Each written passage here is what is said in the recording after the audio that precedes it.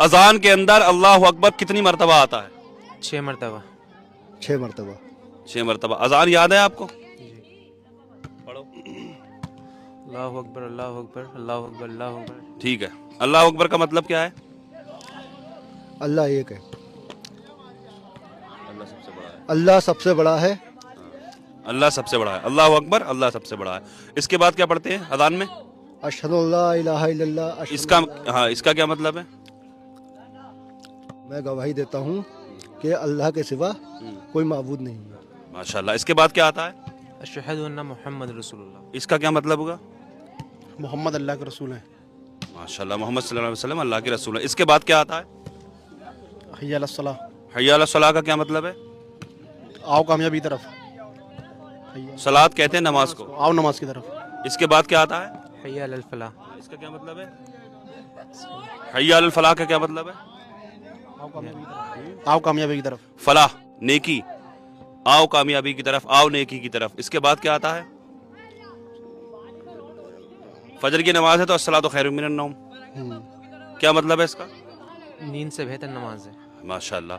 फिर अल्लाह अकबर, अल्लाह सबसे बड़ा है। ला इलाहा इल्लल्लाह का क्या मतलब है? अल्लाह के सिवा कोई माबूद नहीं। अल्लाह के सिवा कोई माबूद नहीं। माशाल्लाह, पूरी अजान का तर्जुमा मालूम हो गया माशाल्लाह। हर बात का एक मतलब होता है, और लोग तो अजान को पता नहीं क्या समझते हैं, और जिनके दिमाग में ये गंदगी चलती है कि कुछ कहते हैं कि चीखम चाक होती है, ये होती है वो होती है, हर चीज़ का मतलब होता है।